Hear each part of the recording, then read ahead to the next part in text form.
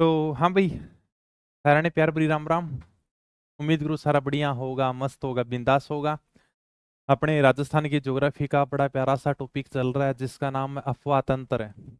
और नदियों के अंदर हम कल सारी की सारी नदियों को कंप्लीट कर देंगे। ज्योग्राफी का थोड़ा सा बड़ा टॉपिक है, लेकिन कल ये टॉपिक अपना कंप्लीट हो जाएगा। अगर तुम साथ साथ में इन चीजों का रिवीजन कर रहे हो, साथ साथ में पढ़ रहे हो ना, तो तुम्हारी जल्दी ज्योग्राफी कंप्लीट होने जा रही है। लगभग यानी कि 50% ज्योग्राफी हो चुकी है, महीने भर के अंदर पूरी की पूरी ज्योग्राफी कंप्लीट है। बस बढ़िया तरीके से साथ साथ में इसको याद करते रहना। ठीक है, जो भी तुम्हें कुछ अपडेट कराना है वो मैं साथ साथ में करा ही रहा हूँ। तो अपना राजस्थान का अफवाह तंत्र चल रहा था। नदियों को हमने 3 भागों में बांटा था। पहला पार्ट हमने पूरा का पूरा कंप्लीट कर लिया है, अरब सागर का अफवाह तंत्र। दूसरा हमने शुरू कर रखा बंगाल की खाड़ी का अफवाह तंत्र। एक मिनट, ठीक है। तो दूसरा बंगाल की खाड़ी का अफवाह तंत्र, जिसके अंदर हम पिछली क्लास में चंबल नदी के बारे में विस्तार से पढ़ चुके हैं।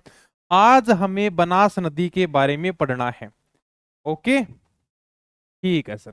बनास नदी कंप्लीट होने के बाद में अगली क्लास में सारी की सारी नदियां अपनी पूरी हो जाएंगी। आज हमें बनास नदी के बारे में चर्चा करनी है।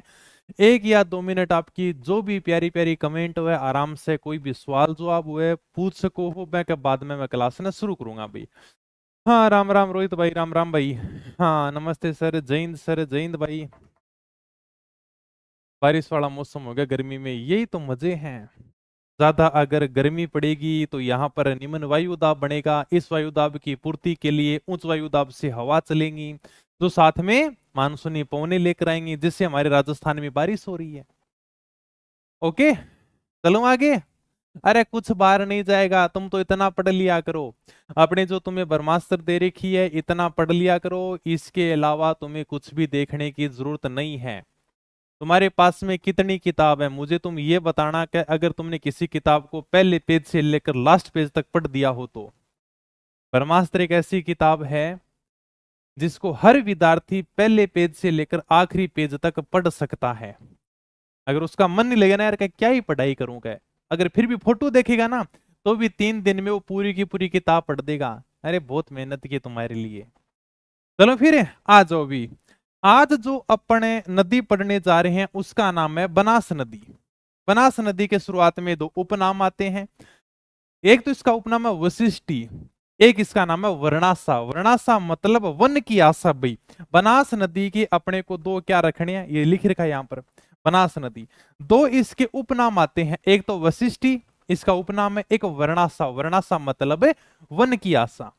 इसका उद्गम कहां से होता है? इसका उद्गम होता है वेरों का मठ, खमनोर की पहाड़ियां, कुंभलगढ़, राजसमंद, यहां से बनास नदी का उद्गम होता है।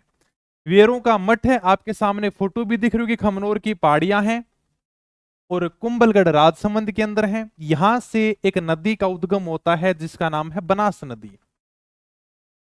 पूरी तरीके से राजस्थान में बहने वाली ये सबसे बड़ी नदी है। मेरी बात को आप गौर करना, अभी तक मैंने आपको केवल 2 ही बातें बताई हैं। हम जो नदी पढ़ने जा रहे हैं आज उसका नाम है बनास नदी। ठीक है सर। सबसे पहले मैंने इसके 2 उपनाम बताए हैं जो अपने को सीधा सीधा ध्यान रखना पड़ेगा। एक तो इसका उपनाम है वशिष्ठी, एक नाम है वर्णासा। वर्णासा का मतलब होता है वन की आशा। तो बनास नदी का उपनाम है, एग्जाम में पूछा भी गया है, तो थोड़ा सा ध्यान रखना।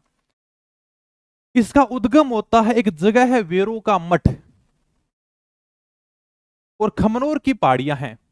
खमनोर की पहाड़ियां कहां पर सर? कुंभलगढ़ राजसमंद के अंदर है खमनोर की पहाड़ियां। ये सेम टू सेम डायग्राम आपकी किताब में भी दे रखा है। ये मैंने पहाड़ियां कर दी भाई साहब, कितनी शानदार डिजाइन में पहाड़ियां की, आप खुद देख लो। खमनोर की पहाड़ियां, ये खमनोर की पहाड़ियां हैं कुंभलगढ़ राजसमंद में। यहां से एक नदी निकलती है, उस नदी का नाम क्या है? बनास नदी। ये पूर्णतः राजस्थान में बहने वाली सबसे बड़ी नदी है।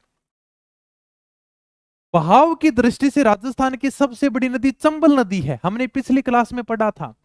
चंबल नदी की वैसे तो लंबाई है 1051 किलोमीटर। चंबल की बात कर रहा हूं मैं।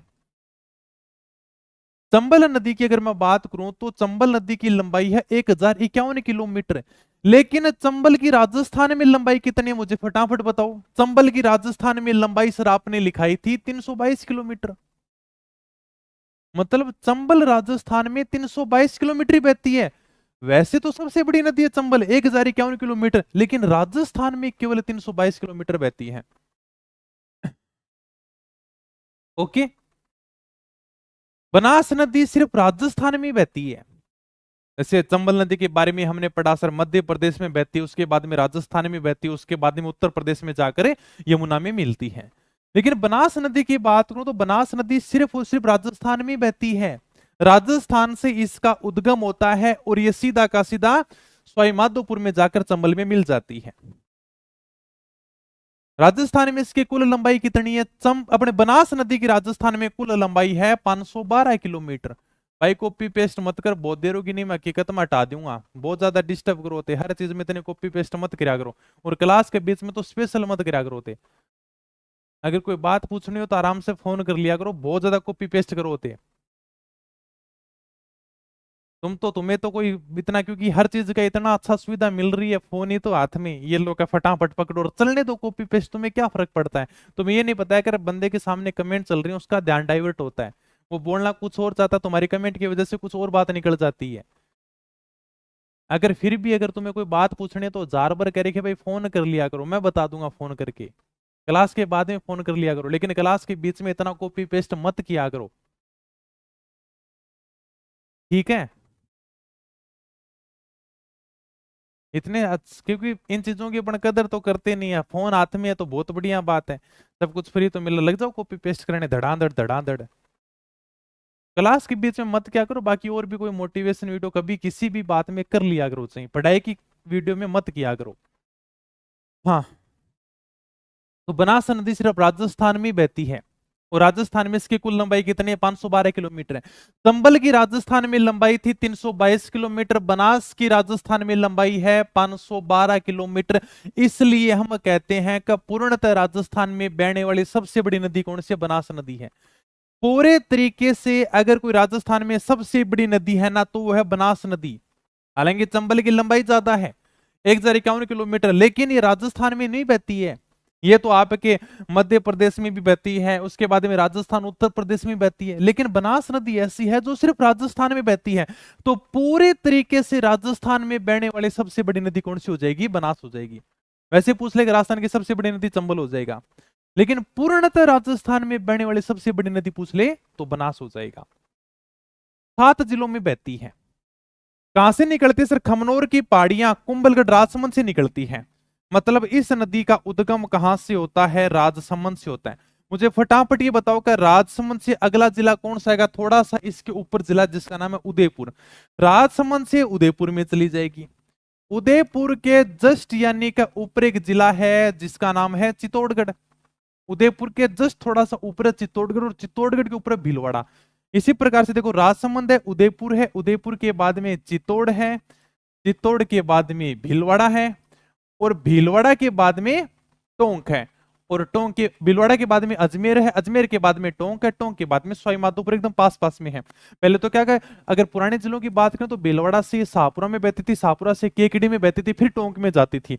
लेकिन अब अगर नए जिलों की बात करें तो चित्तौड़ है, चित्तौड़ से भीलवाड़ा, भीलवाड़ा से जाएगी अजमेर में, और अजमेर से चली जाएगी टोंक में, टोंक से चली जाएगी सवाईमाधोपुर में, और सवाईमाधोपुर में जाकर ये चंबल नदी से मिल जाती है। ये 7 जिलों में बहते। मुझे फटाफट बताओ ये जिले ध्यान हो गए क्या? कहां से निकलते सिर्फ एकदम आराम से, कुछ नहीं देखना। खमनोर की पहाड़ियां हैं, कुंभलगढ़ राजसमंद से इस नदी का उद्गम होता है, मतलब यह नदी निकलती है। राजसमंद के जस्ट अगर तुम पास में देखोगे ना तो है उदयपुर। राजसमंद के आगे उदयपुर, उदयपुर से आगे चित्तौड़गढ़, चित्तौड़गढ़ से जस्ट यानी का थोड़ा सा ऊपर जाएगी भीलवाड़ा के अंदर, और भीलवाड़ा के बिल्कुल पास में अजमेर, अजमेर से चली जाएगी टोंक में, टोंक से चली जाएगी सीधा का सीधा सवाईमाधोपुर में, और यहां पर जाकर यह नदी किस में मिल जाएगी? चंबल के अंदर मिल जाएगी भी। ठीक है, इधर से चंबल नदी आ रही है, और ये सीधा का सीधा जाकर चंबल नदी में मिल जाती है, रामेश्वरम सवाईमाधोपुर में। ओके, तो रामेश्वरम सवाईमाधोपुर में जाकर ये चंबल नदी से मिलती है। चंबल की सबसे बड़ी सहायक नदी है ये। चंबल नदी के बारे में हमने पिछली क्लास में पढ़ा था, उन नदियों में सबसे बड़ी सहायक नदी है ये। बताओ, अब मैं सहायक नदियों की बात करूंगा कि बनास की कौन कौन सी सहायक नदियां हैं, वो मैं थोड़ा सा बाद में बताऊंगा। यहां तक अगर किसी को कुछ पूछना है तो आराम से पूछ सकता है। नॉर्मल सी दो तीन बातें बताई हैं जो अपन देख लेते हैं भाई। बनास नदी का मैंने उपनाम बता दिया। एक इसका उपनाम है वशिष्टि, एक इसका उपनाम है वर्णासा। वर्णासा का मतलब होता है वन की आशा। अगर तुम्हें ओरिजिनल रूप से बनास नदी की फोटो देखनी है तो आप ये देख लो भाई, ये है आपकी एक नदी जिसका नाम है बनास नदी।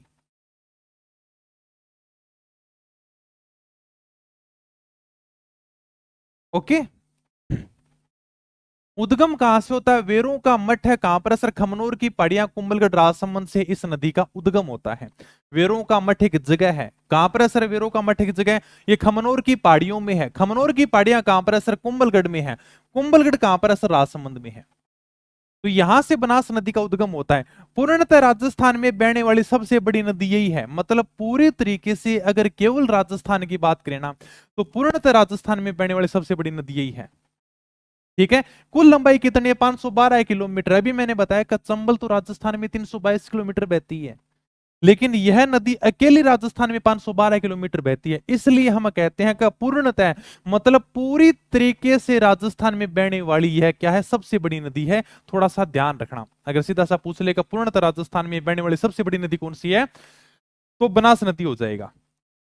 7 जिलों में बहने वाली नदी है, मैंने बता दिया। राजसमंद से निकलेगी, राजसमंद के जस्ट बिल्कुल पास में कौन सा जिला है सर? उदयपुर है। उदयपुर के जस्ट आगे जिला है चित्तौड़गढ़।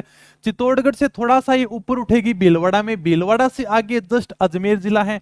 अजमेर के पास में टोंक है। टोंक के पास में सवाई माधोपुर। अगर तुम्हारे पास में राजस्थान का मैप है तो आराम से देख सकते हो। 7 जिलों में बहने वाली नदी है राजसमंद। राजसमंद के आगे उदयपुर है। उदयपुर के आगे चित्तौड़गढ़ है। चित्तौड़गढ़ से भीलवाड़ा, अजमेर, टोंक है, सवाई माधोपुर। फिर उसके बाद में ये एक जगह है रामेश्वरम, सवाईमाधोपुर के अंदर है। वहां पर जाकर ये चंबल नदी में मिल जाती है। यह चंबल की सबसे बड़ी सहायक नदी है। हमने जो चंबल की सहायक नदी देखी थी ना, उसमें सबसे बड़ी नदी कौन सी है? बनास नदी है। हो गया, बस बनास नदी कंप्लीट है, 50% कंप्लीट है।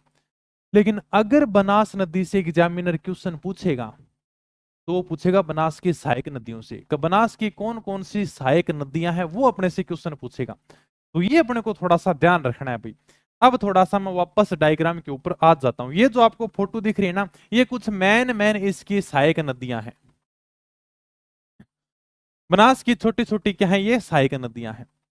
एक तो अपने को ये ध्यान रखना है कि जैसे बनास नदी इधर बह रही है, तो इस दिशा से जो भी ये नदी आकर मिल रही है ना, ये सारी की सारी नदियां बाईं तरफ से आ रही हैं। तो ये अपने को ध्यान रखना है कि बनास के बाईं तरफ से मिलने वाली नदियां कौन सी हैं। जैसे कोठारी है, खारी है, डाई है, मोरेल है, ये सारी की सारी नदियां बाईं तरफ से आकर मिलती हैं। इसके बाद में केवल 3 नदियां हैं जो दाईं तरफ से आकर मिलती हैं। दाईं तरफ का मतलब है कि आप इधर जा रहे हो, इस दिशा में जा रहे हो। तो जैसे मान लो कि मैं इस दिशा में आगे बढ़ रहा हूं, तो ये मेरा दायां ये हो जाएगा। इधर से आकर मिलेगा मतलब मेरे दाईं तरफ से आकर मिल रहा है। और कोई इधर से आएगा तो ये मतलब सारी की सारी नदियां बाईं तरफ से आकर मिल रही हैं। और इधर से जो नदियां मिलेंगी वो कौन सी दिशा से मिलेंगी? ये दाईं तरफ से आकर मिलेंगी। दाईं तरफ से कौन कौन सी नदियां आती हैं? एक का नाम है आयड नदी, जिसे हम बेडस नदी भी कहेंगे। एक का नाम है मेनाल नदी, और एक का नाम है गंभीरी नदी। 3 नदियां हैं, अभी मैं आराम से बता दूंगा। दाएं तरफ से आने वाली 3 नदियां हैं, बेडच है, गंभीरी है, मेनाल है। थोड़ा सा ध्यान रखना, एग्जाम में कई बार क्वेश्चन पूछा जाता है, निम्न में से कौन सी नदी बनास के बाईं तरफ से आती है, कौन सी नदी बनास के दाईं तरफ से मिलती है। ये थोड़ा सा ध्यान रखना। अगर तुम्हारे बाईं तरफ से याद ना रहे ना, तो 3 नाम ध्यान रख लेना जो दाईं तरफ से आकर मिलती हैं। बेडच है, गंभीरी है, मेनाल है। ये 3 ऐसी नदियां हैं जो दाईं तरफ से आकर मिलती हैं। बाकी सारी की सारी नदियां बाईं दिशा से आती हैं। जैसे मान लो कि आप इधर चल रहे हो, ये मान लो कि बनास नदी बह रही है, इधर से जो नदियां आएंगी वो मतलब दाईं तरफ से आ रही हैं, राइट दिशा से आ रही हैं। और इधर से जो नदियां आएंगी वो सारी की सारी नदियां लेफ्ट दिशा से आ रही है, मतलब बाईं दिशा से आ रही हैं। अब हम अपन एक एक नदी के बारे में आराम से पढ़ेंगे। आयड नदी है, गंभीरी है, ये अपने मिनाल नदी है। एक एक नदी के बारे में आराम से पढ़ेंगे और बढ़िया तरीके से विश्लेषण करेंगे। ओके। सबसे पहले अपन इस नदी के बारे में पढ़ेंगे जिसका नाम है आयड नदी। यह भाई साहब आपके सामने किताब में फोटो भी दे रखी, आयड नदी। आयड नदी का उद्गम होता है गोगुंदा की पहाड़ियां हैं उदयपुर में। मतलब यहां पर एक छोटी सी पहाड़ी बनाओ तो बढ़िया बात है। ये पहाड़ी कौन सी है सर? गोगुंदा की पहाड़ियां हैं भाई। कहां पर है सर? गोगुंदा की पहाड़ियां उदयपुर के अंदर हैं। और यहां से आयड नदी का उद्गम होता है। उद्गम स्थल से उदय सागर झील तक इस नदी का नाम आयड नदी होता है। देखो, आयड नदी का उद्गम हुआ गोकुंदा की पहाड़ियां उदयपुर से, फिर ये नदी बहेगी भाई साहब, धीरे धीरे नदी बह रही है। यहां पर इसका नाम आयड नदी है। ये देखो, इसका नाम क्या है? आयड नदी है। इसके बाद में एक उदय सागर झील आती है। यह नदी अपना सारा का सारा पानी किस में ले जाकर डाल देती है? उदय सागर झील में डाल देती है। जैसे ही यह नदी उदय सागर झील से बाहर निकलेगी, इसका नाम चेंज हो जाएगा और इसका नाम हो जाएगा बेडस नदी।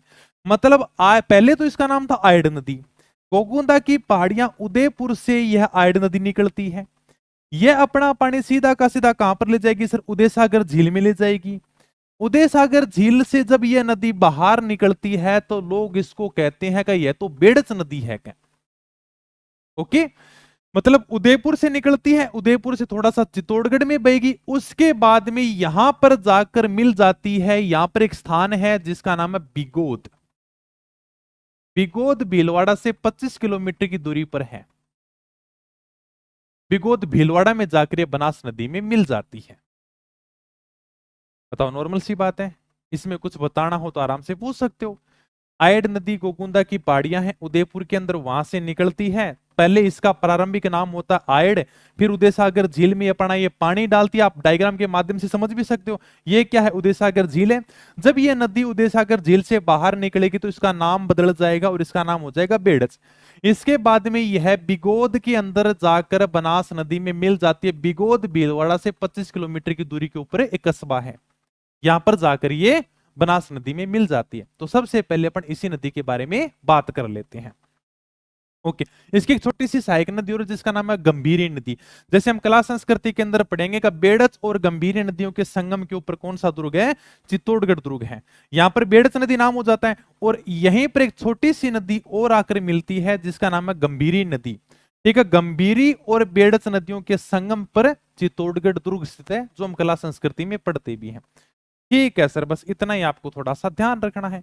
ये मैंने सारा का सारा बता ही दिया। अब मैं बता रहा हूं कि बनास की कौन कौन सी सहायक नदियां, ये मैंने पढ़ लिया। ठीक है, तो ये आपको ध्यान रखना है कि बाईं तरफ से कौन कौन सी नदियां मिलती हैं और दाईं तरफ से कौन सी नदियां मिलती हैं। या तो तुम ये ध्यान रख लो या फिर ये ध्यान रखना कि दाईं तरफ से मिलने वाली 3 नदियां हैं। बाकी ध्यान जरूर रखना कि ये सारी की सारी नदियां बाईं तरफ से आकर मिलती हैं। कोठारी है, खारी है, डाई है, मासी है, बांडी है, मोरिल है, सोदरा है, डील है। ये सारी की सारी नदियां बाईं तरफ से आकर मिलती हैं, छोटी मोटी नदियां हैं।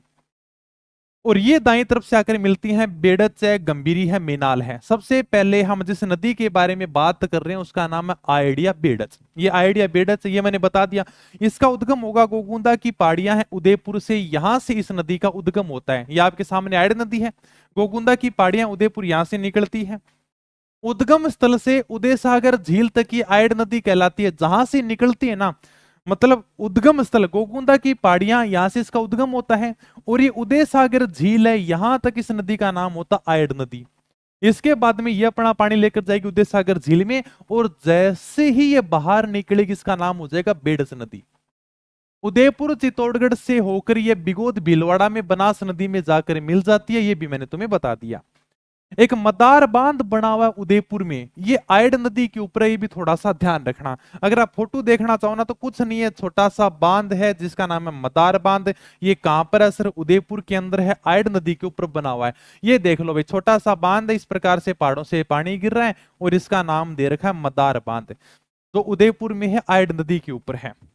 इसके अलावा आयड की सहायक नदियां हैं, ओराई भी ध्यान रखना, गंभीरी भी ध्यान रखना, गुजरी और वागन भी थोड़ा सा ध्यान रखना कि छोटी छोटी नदियां हैं जो आयड की सहायक नदियां हैं। इसमें गंभीरी के बारे में अपन पढ़ते भी हैं। जब हम चित्तौड़गढ़ दुर्ग पढ़ेंगे तो हम पढ़ेंगे कि गंभीरी और बेड़च नदियों के संगम के ऊपर आपका चित्तौड़गढ़ दुर्ग स्थित है। ओके, हो गया बस कंप्लीट। यही अपने आयड नदी के बारे में थी। आयड की सहायक नदियां ओराई, गंभीरी, गुजरी और वाकन, छोटी छोटी नदियां जो केवल आपको नाम ध्यान रखना है। ठीक है सर, चलो अगली जो नदी है उसका नाम है मेनाल नदी। भी ये आपकी मेनाल नदी है और ये मेनाल झरना है, बहुत ही प्यारा सा झरना है। मेनाल नदी का उद्गम होता है मेनाल चित्तौड़गढ़ से। अपनी किताब में फोटो है, उसी प्रकार से मैं समझा देता हूं, एक्स्ट्रा क्यों देखें अपन। ये लो भाई, ये आपकी एक नदी है अगली, जिसका नाम है मेनाल नदी। मेनाल नदी का उद्गम होता है मेनाल। वैसे देखो अगर प्रमाणिक किताबों के हिसाब से बात करें तो मेनाल चित्तौड़गढ़ में दिखाता है, लेकिन हकीकत ये है कि मेनाल वास्तव में भीलवाड़ा के अंदर ही है। फिर भी अपन तो प्रमाणिक किताबों के हिसाब से चलते हैं, तो अपन ये ध्यान रखेंगे कि मेनाल भीलवाड़ा चित्तौड़गढ़ में है, वास्तव में तो भीलवाड़ा के अंदर ही है। ठीक है, तो थोड़ा सा कंफ्यूज मत होना सर, कहीं आपको मान लो को भीलवाड़ा भी देखने को मिल सकता है, कहीं पर चित्तौड़गढ़ देखने को मिल सकता है, लेकिन हकीकत में ये भीलवाड़ा के अंदर है मेनाल। मेनाल झरना बहुत प्यारा झरना है। ठीक है, लोग यहाँ पर पिकनिक मनाने जाते हैं। तो मेनाल नदी का उद्गम कहां से होता है? मेनाल चित्तौड़गढ़ से होता है। ये भी वहीं पर बिगोद भीलवाड़ा में जाकर बनास नदी में मिल जाती है। ओके, थोड़ा सा आगे जाकर मतलब संगम हो जाता है एक प्रकार से। तो ये अपनी कौन सी नदी है? मेनाल नदी है, जिसके ऊपर एक प्यारा सा झरना बना हुआ है जिसका नाम है मेनाल जलप्रपात। जलप्रपात तो तुम देख ही लोगे। ये देखो भाई साहब, यानी कि प्यारा सा क्या है? झरना है ये, वाटरफॉल। ठीक है, मेनाल नदी के ऊपर ही मेनाल जलप्रपात चित्तौड़गढ़ में बताते हैं। वैसे है तो भीलवाड़ा में, लेकिन फिर भी थोड़ा सा ध्यान रखना, चित्तौड़गढ़ के अंदर है। Okay sir.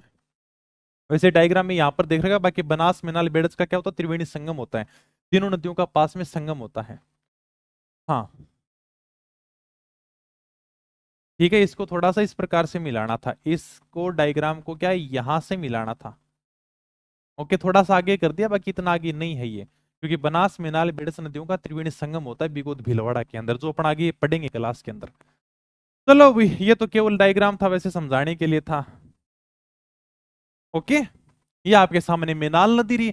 मेनाल नदी का उद्गम होता है मेनाल चित्तौड़गढ़ से, बिगोद भीलवाड़ा में बहकर सीधी सीधी बनास नदी में मिल जाती है। मेनाल जलप्रपात है चित्तौड़गढ़ में, कहां पर है? मेनाल नदी के ऊपर। ये आप देख सकते हो, बहुत प्यारा झरना है, वास्तव में शानदार है, देखने लायक है। तो ये पहाड़ों से इस प्रकार से पानी गिरेगा और ये क्या हो गया? वाटरफॉल हो गया, मतलब झरना हो गया। इस झरने का नाम ये मेनाल झरना। मेनाल जलप्रपात कहां पर है? चित्तौड़गढ़ में है, मेनाल नदी के ऊपर है। मेनाल किसकी सहायक नदी है? बनास की सहायक नदी है। ओके सर, ये मैंने बता ही दिया। गंभीरी नदी है, गंभीरी नदी का उद्गम होता है जावद की पहाड़ियां है, रतलाम मध्य प्रदेश में, यहां से इसका उद्गम होता है। चित्तौड़गढ़ में बहती है, बेड़च में जाकर मिल जाती है, और गंभीरी बेड़च नदियों के संगम के ऊपर है आपका चित्तौड़गढ़ दुर्ग स्थित है। ये फोटो देख लो भाई, अगर देखना चाहो तो गंभीरी नदी की। तो ये आपके सामने गंभीरी नदी, जिसका उद्गम होता है जावद की पहाड़ियां रतलाम में मध्य प्रदेश से, फिर यानी कि मध्य प्रदेश से चित्तौड़गढ़ में बहती है और जाकर सीधा का सीधा बेड़च में मिल जाती है। बस बाईं तरफ से ये नदियां थी। अब हम देख लेते हैं दाईं तरफ से मिलने वाली कौन कौन सी नदियां हैं। दाएं तरफ से मिलने वाली नदियों में कोठारी नदी के बारे में कई बार एग्जाम में पूछा गया है। कोई मुझे बता सकता है कि कोठारी नदी का उद्गम कहां से होता है? दिवेर की पहाड़ियां हैं, राजसमंद, यहां से इस कोठारी नदी का उद्गम होता है। कोठारी नदी के बारे में कई बार एग्जाम में पूछा गया, बहुत बार एग्जाम में पूछा गया है। ये आपकी एक कोठारी नदी। कोठारी नदी का उद्गम कहां से होता है सर? कोठारी नदी का उद्गम होता है दिवेर की पहाड़ियां। दिवेर की पहाड़ियां कहां पर हैं? राजसमंद में। ओके, दिवेर की पड़े राजसमंद में, फिर राजसमंद से भीलवाड़ा में बहती है, उसके बाद में सीधा का सीधा बनास नदी में जाकर मिल जाती है। राजसमंद से निकलती है, राजसमंद से भीलवाड़ा में बहती है, और फिर सीधा का सीधा बनास नदी में जाकर मिल जाती है। इस कोठारी नदी के ऊपर एक बांध बना हुआ है, जो कई बार एग्जाम में पूछा गया है। उस बांध का नाम है मेजा बांध। ये पता नहीं कितनी बार एग्जाम में पूछा गया कि मेजा बांध कहां पर है? कोठारी नदी के ऊपर है, कहां पर है? भीलवाड़ा के अंदर है। इसलिए मैं तुम्हें मेजा बांध की फोटो भी दिखा देता हूं भी। ये बहुत बार एग्जाम में पूछा गया है। कोठारी नदी के किनारे बागोर सभ्यता भी विकसित हुई है, वो सारी की सारी बातें हम इतिहास के अंदर पढ़ेंगे। ये आपकी कोठारी नदी रही। कोठारी नदी का उद्गम होता दिवेर की पहाड़ियां, राजसमंद। ये राजसमंद से आगे भीलवाड़ा में बहती है और सीधा का सीधा बनास में जाकर मिल जाती है। इसी के ऊपर एक बांध बना हुआ जिसका नाम है मेजा बांध, जो भीलवाड़ा में है, कोठारी नदी के ऊपर है। ये आपके सामने जो बांध दिखाई दे रहा है, इसका नाम है मेजा बांध।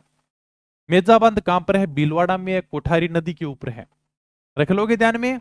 ठीक है सर, रख लेंगे ध्यान में। ओके, इसके बाद में जो अपनी अगली नदी है उसका नाम है खारी नदी। ये आपके सामने अगली नदी रही, जिसका नाम है खारी नदी। खारी नदी का उद्गम होता है बिजराल गांव की पहाड़ियां है, राजसमंद में। अब तुम कहोगे सर खारी नदी तो हमने एक और भी पहले पढ़ी है। बिल्कुल, राजस्थान में खारी नाम से दो नदियां हैं। एक तो मैंने पढ़ा था कि जुआई की सहायक नदी है, और एक आपके सामने बनास की सहायक नदी है। मतलब एक तो वो नदी है जो अपना पानी अरब सागर में लेकर जाती है, और एक यह नदी है जो अपना पानी बंगाल की खाड़ी में लेकर जाएगी। तो राजस्थान में खारी नाम से दो नदियां हैं। एक तो लूणी वाली नदी है, जो जुआई की सहायक नदी है, हमने पहले पढ़ लिया इसके बारे में। और एक आप ये देख रहे हो खारी नदी, ये बनास की सहायक नदी है। ओके, बस केवल इतना ध्यान रखना है कि इसका उद्गम कहां से होता है, बिजराल गांव की पहाड़ियां, राजसमंद से इस नदी का उद्गम होता है। इसके बाद में एक और आपके पास में नदी दिखाई दे रही जिसका नाम है डाई नदी। डाई नदी किशनगढ़ पहाड़ी अजमेर से निकलती है, बस आपको केवल इतना ही ध्यान रखना है। फिर आगे अपन थोड़ा सा और देख लेते हैं, फिर नहीं तो ज्यादा हो जाएगा। कहां तक आगे, कोठारी नदी अपन ने पढ़ लिया है। ठीक है सर, खारी नदी का उद्गम होता है बिजराल गांव की पहाड़ियां राजसमंद से, बस इतना ही अपने को ध्यान रखना है। ओके सर, फिर मैंने नीचे नोट लगाकर लिख रखा है, राजस्थान में खारी नाम से दो नदियां हैं, बिल्कुल सही बात है। एक तो अरब सागर की नदी है जो हमने पढ़ लिया सर, ज्वाई की क्या है, सहायक नदी है। ठीक है, दूसरी यानी कि बंगाल की खाड़ी की नदी है, मतलब ये बनास वाली नदी है, दो नदियां होगी। फिर अगली नदी है डाई नदी। डाई नदी कहां से निकलती है सर, किशनगढ़ की पहाड़ी अजमेर से निकलती है। ये आपके सामने डाई नदी है। ठीक है, इसके बाद में छोटे छोटे नाम है, केवल आपको ध्यान रखने, एक मानसी एक मानसी, दोनों ही अलग अलग है। मानसी भी अलग है, मानसी भी अलग है। एक मानसी नदी दे रखा है, एक आपके सामने मानसी नदी दे रखा है, दोनों अलग अलग है। मानसी नदी किशनगढ़ अजमेर से निकलकर देवधाम टोक में जाकर बनास नदी में मिल जाती है। इसकी मानसी की सहायक नदी जिसका नाम है सहोदरा नदी, ये एग्जाम में पूछा भी गया है। मानसी नदी भीलवाड़ा में बहकर सीधी की सीधी खारी नदी में मिल जाती है। छोटी सी छोटी नदियां हैं, बस केवल नाम ध्यान रखने हैं। मानसी अलग है, मानसी अलग है। सबसे पहले बात कर रहे हैं मानसी नदी की। किशनगढ़ अजमेर से निकलती है, देवधाम टोंक में जाकर बनास नदी में मिल जाती है, बनास की सहायक नदी है। इसी मानसी की एक सहायक नदी जिसका नाम है सहोदरा नदी।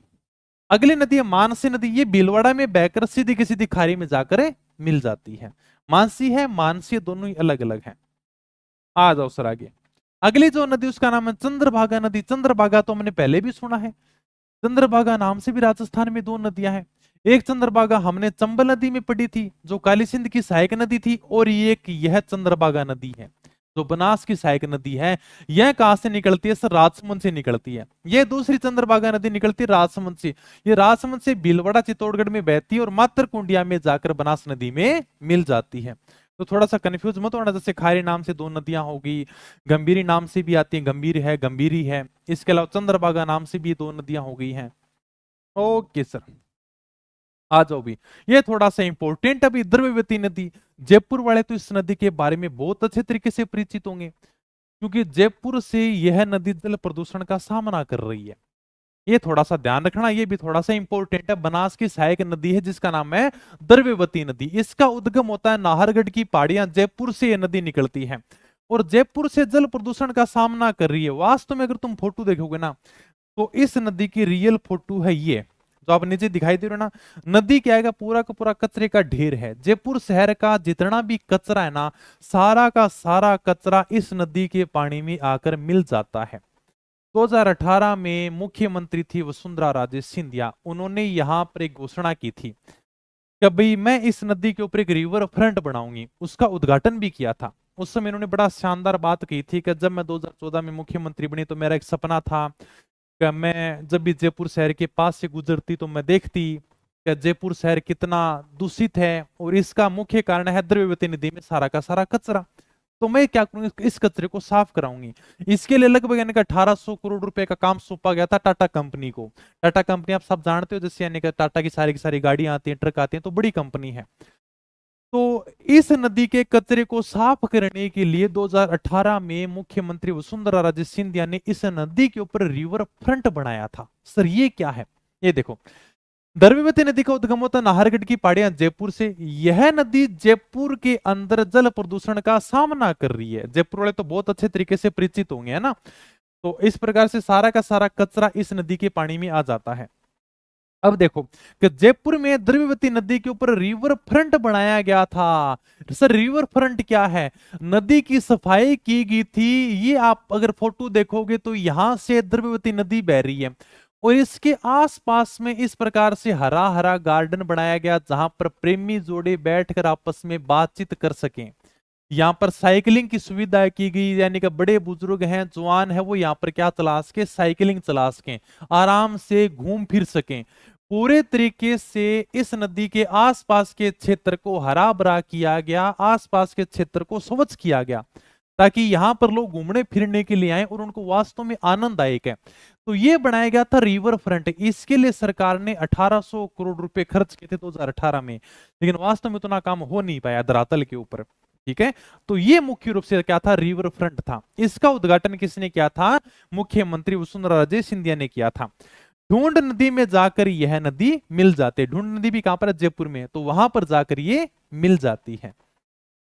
हाँ, हरिद्दी सिद्धि सर्कल से आगे वहीं पर है ये। ओके, अब तो बारिश आ रही है, बहुत बढ़िया, फिर तो बारिश आ रही है तो। ये भाई जयपुर में द्रव्यवती नदी है, तो जयपुर वाले तो अच्छे तरीके से परिचित होंगे। नाहरगढ़ की पटिया जयपुर से निकलती है। जयपुर से इस प्रकार से जल प्रदूषण का सामना कर रही है। सारा का सारा कचरा बेचारी इसी नदी के अंदर आ जाता है, जयपुर शहर का। इसको साफ करने के लिए रिवर फ्रंट बनाएगा। रिवर फ्रंट क्या होता है मैंने समझा दिया, मतलब नदी के आसपास के क्षेत्र को क्या किया गया, पूरी तरीके से साफ किया गया। नदी के पानी को साफ किया गया और यहाँ पर हरे भरे गार्डन बनाए गए, साइकिलिंग की सुविधा की गई, छोटी मोटी ओपन जिम भी खोल दी ताकि लोग घूमने फिरने के लिए आए। स्वच्छ नदी होगी तो वहां पर घूमने फिरने के लिए जाएंगे। यहाँ पर इसका उद्घाटन किया था 2018 में वसुंधरा राजे ने। ढूंढ नदी में जाकर यह नदी मिल जाती है। मोरेल नदी, मोरेल नदी तो कई बार एग्जाम में पूछी गई है। मोरेल नदी का उद्गम होता है बस्सी जयपुर से। इसकी सहायक नदी है ढूंढ और एक कालीसिल, छोटी छोटी नदियां हैं ये, बस केवल ध्यान रखना है। तो इसके ऊपर एक मोरेल बांध बना हुआ है जो दौसा में है। वास्तव में ये जो मोरेल बांध है ना, ये दौसा और सवाईमाधोपुर की सीमा पर है, लेकिन रियलिटी में इसका नाम आता दौसा में। तो मोरेल बांध मोरेल नदी के ऊपर है, दौसा सवाईमाधोपुर की सीमा पर बना हुआ है। ये आप देख लो भाई साहब, मोरेल बांध। मोरेल बांध कहां पर है सर, मोरेल नदी के ऊपर है। कहां पर है, दौसा सवाईमाधोपुर की सीमा पर है। ऑप्शन में तुम्हें कभी भी दोनों नाम एक साथ नहीं देगा। अगर मान लो कि दौसा सवाईमाधोपुर दे दे तो अपने को दौसा ही करके आना है भाई। ठीक है, अगर मान लो दे दे तो बाकी तुम्हें एक इनाम देखने को मिलेगा। हो गया बस अपना कंप्लीट है। बनास नदी अपनी हो जाती है कंप्लीट। इसके बाद में मैंने लास्ट में त्रिवेणी संगम लिख रखे हैं। त्रिवेणी संगम का मतलब है कि जहां पर तीन नदियों का संगम होता है। जैसे हमने ये पढ़ लिया, सोम माही जाखम नदियों का त्रिवेणी संगम कहां पर होता है सर, बेणेश्वर। बेणेश्वर कहां पर है, नवाटपुरा गांव डूंगरपुर में। ये हमने माही नदी के अंदर पढ़ लिया था। त्रिवेणी का मतलब है कि जहां पर आकर तीन नदियां आपस में मिल जाती हैं। ऐसा राजस्थान में कहां कहां होता है। सबसे बड़ा संगम होता है बेणेश्वर संगम, बेणेश्वर धाम मेला भी लगता है। लगभग 99% जहां पर भी तीन नदियों का संगम होता है वहां पर भगवान शिव का मंदिर होता है। ठीक है, मैंने तो केवल यानी कि 2 या 3 मंदिर देखे हैं, इनमें से मुझे पता नहीं। जैसे बेणेश्वर वाला मैं देख चुका हूं, भगवान शिव का मंदिर है। रामेश्वर वाला भगवान शिव का मंदिर है। बिगोद मांडलगढ़ भीलवाड़ा में भगवान शिव का मंदिर है। ठीक है, ये मैंने देखे नहीं है मंदिर, लेकिन फिर भी जहां पर तीन नदियों का संगम होता है वहां पर भगवान शिव का मंदिर मिलता है। कहां कहां पर संगम होता है, त्रिवेणी संगम कौन कौन से है, बेणेश्वर में सोम माही जाखम नदियों का संगम होता है। तीन नदियां आपस में आकर मिलती हैं। रामेश्वरम सवाईमाधोपुर में चंबल बनास और सीप नदियां मिलती हैं। इधर से चंबल नदी बहती है, इधर से बनास नदी आकर मिल जाती है रामेश्वरम में, और एक छोटी सी नदी और आती है जिसका नाम है सीप नदी। तो ये तीनों की तीन नदियां कहां पर मिलती हैं, रामेश्वरम सवाईमाधोपुर में मिलती हैं, चंबल बनास और सीप। बेगोद भीलवाड़ा में बनास मिनाल और बेड़च नदियों का संगम होता है। ये देखो, ये थोड़ा सा डायग्राम है ना, इस प्रकार से है। बनास मिनाल और बेड़च, यहां से बनास नदी बह रही है, ये आपकी बेड़च नदी है, और ये जो मिनाल है ना, मिनाल यहां पर नहीं होगा, इसके अंदर मिलाना है, क्योंकि यहां पर आकर इनका त्रिवेणी संगम होता है। ठीक है, तो इसको डायग्राम को क्या करना, थोड़ा सा ऐसे घुमा देना।